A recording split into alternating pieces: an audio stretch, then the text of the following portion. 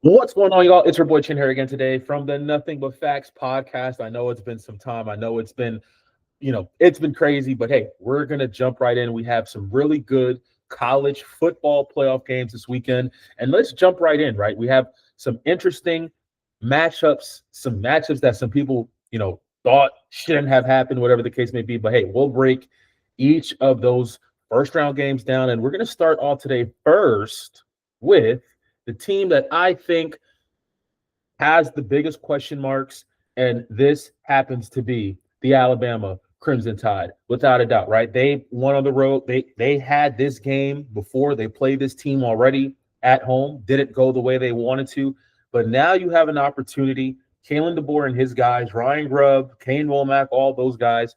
You get a second chance at life. And this time it's for a chance to move on to the college football playoff. What went wrong in that first matchup, right? There were so many things that, in my opinion, went wrong. And I think there are two things that are pretty obvious, right? The first thing are special teams. Special teams has been an issue that has hurt this Alabama team for this entire season. The losses that we see, this loss against Oklahoma, the SEC championship, I'll even throw in the loss against Florida State. All of these things were issues that I think could have easily been mitigated or whatever the case may be, but special teams and turnovers were a major problem in this game. Alabama outgained Oklahoma in this game, 406 yards to 212. Okay, so they had more first downs. They led in time of possession. They were better on fourth down. Again, the turnovers in this game were a major reason into why the outcome of this game was. Okay. Now, this is not anything. I'm not taking anything away from what Oklahoma has done, because Brett Venables deserves a lot of credit for what he's been doing, what he's been able to build, and all of those good things. This Oklahoma defense is for real. Okay. And not a lot of teams have had a lot of success on this Oklahoma defense, and they have been thorough. They have been number one in the SEC in sacks per game. They are tied with A&M in sacks per game, and this is going to be a relentless pass rush for Oklahoma. This is something we've seen all year, right? R. Mason Thomas has been a problem when he's available. He's been a problem. David Stone in the middle has been a problem. This Oklahoma defense is really good. And that's there's no doubt about it. Okay. I want to talk about Ty Simpson. I know people are looking at Ty Simpson this year and saying, hey, man, what happened, right? What happened in the middle of the year? What was the game? What was the turning point? What was the situation that happened in the middle of the year that we had the trajectory going up, plateau, came down? What happened, right? Because before that, I'd say before that LSU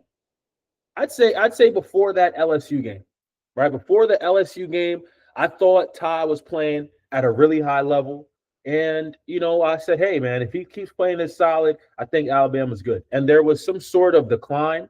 We can see it in his play on the field that there has been some things that have been making him confused, whether it's changing the operation at the line of scrimmage. There have been so many instances this year when you're watching Alabama where Ty Simpson is going all the way to the last second to call a timeout. And hey, that could be so many different reasons, but his play has been suspect as of recently. It's the truth. And I think if you talk to any Alabama fan, they'll tell you that this is not the same Ty Simpson we had against Tennessee, against Mizzou, against Vanderbilt, against Georgia. It's not. And I think if you believe that this is not the same quarterback that started the season, you have a fair opinion, and that's fair enough to say. But if you don't think that he's still one of the top 10, top 15 best quarterbacks in the country, you're definitely wrong. Okay? The plays are there to be made for this Alabama offense. All right, Ty Simpson has been put in bad positions, and he's found ways to take them out. So, again, what Ty Simpson are we getting on Friday night? Are we getting the Ty Simpson that we saw in the first half of the season where execution, timeliness, pushing the ball down the field, all of those things were good?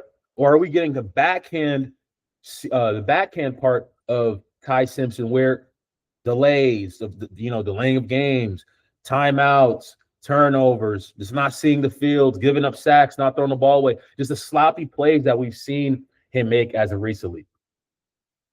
There's another quarterback playing this game too. His name is John Mateer, and John Mateer has not been the same since that thumb injury. I mean, you could even say I'll even tell you, even after that thumb surgery, he has not thrown for more than 270 yards plus.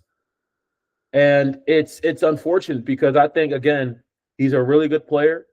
He threw for 318 against LSU, but one of those plays, 58 of those plays, 58 yards of those 318 came on one play to Isaiah Satania. Same thing here against Mizzou. 173 yards, big play to Isaiah Satania. 138 yards against Alabama. Biggest completion was 22 yards. So we have seen Ben Arbuckle, this Oklahoma offense. They have not been as explosive as they should be, right? Look at the points they scored: 17, 17, 23, 33, 26. This is not an explosive offense, and I'm pretty sure that they know that in Norman. They know that. But you know what? How they run the football, how Oklahoma runs the football, I think is really, really good. Okay, they have 3 to 4 backs who can really put the pressure on you. Okay, if it's Torrey Blaylock, if it's Gabe Sawchuk, Xavier Robinson, all of these guys can put pressure on you running the football. Okay, again, where is this Oklahoma offense?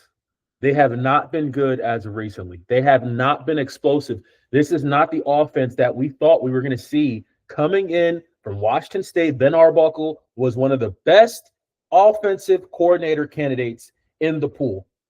And this offense just has not been what we thought it was. And there could be a lot of reasons as to why that happens.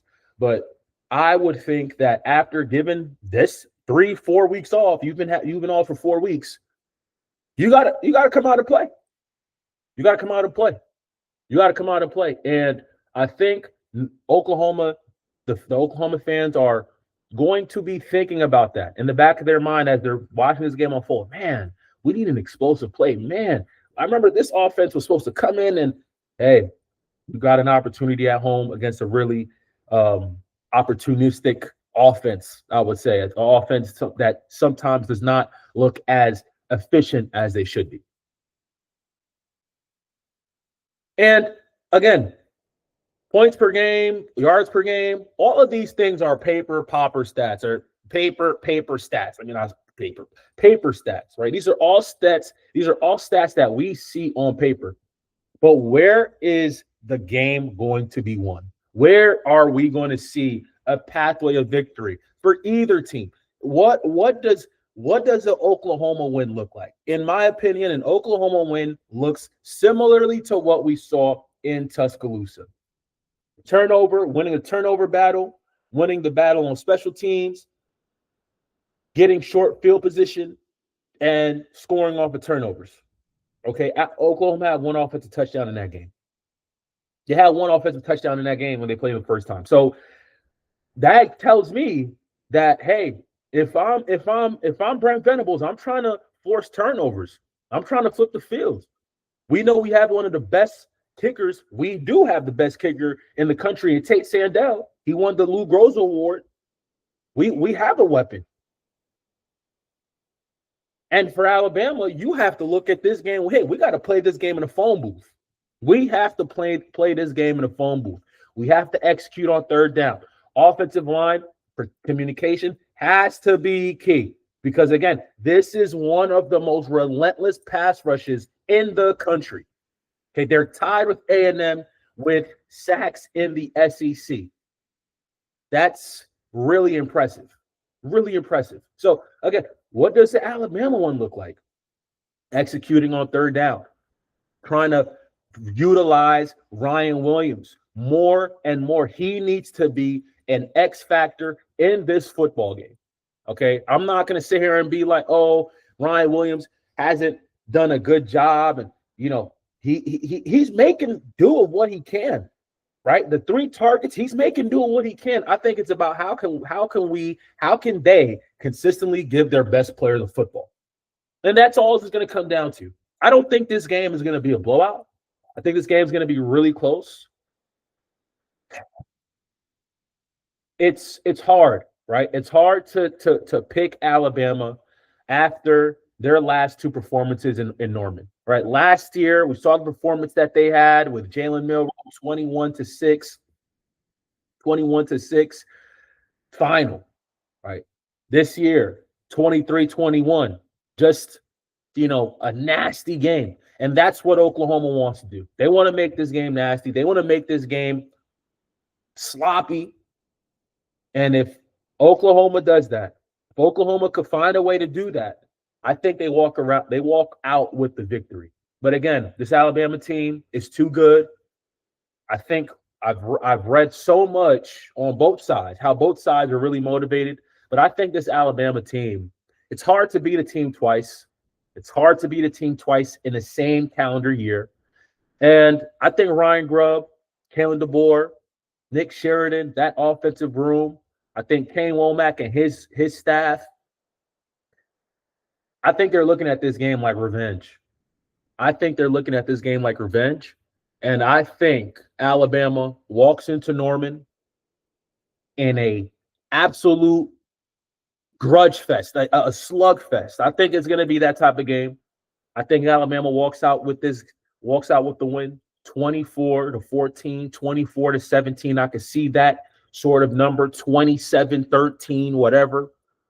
I don't see Oklahoma offensively having it. I just don't see this offense being explosive, right? I just don't see it. I've watched the last 5 Oklahoma games. This offense has not been good. And the same thing can be said about Alabama. Like, I'm not about to say and be like, oh, how can Alabama score 24 points, 27 points? It's possible. Okay? Right? They scored 27 points on the road against Auburn. I've seen it in the Iron Bowl. They scored 27 points on the road against Auburn in the Iron Bowl. So scoring 27 in Norman is feasible. I think that's something that can be done. That's something that can be done. Okay? We'll see what happens. Going to be a great game. But at the end of the day, I think Alabama, with what I've seen so far with this team, and I know they're going to they lost. I think this team's better than Oklahoma. I think this team is better than Oklahoma, and they have to execute. They cannot turn the ball over, and special teams needs to be 100% a success factor in this game. We'll see what happens. Keep liking, keep commenting, keep sharing. Love you guys. God bless. Peace.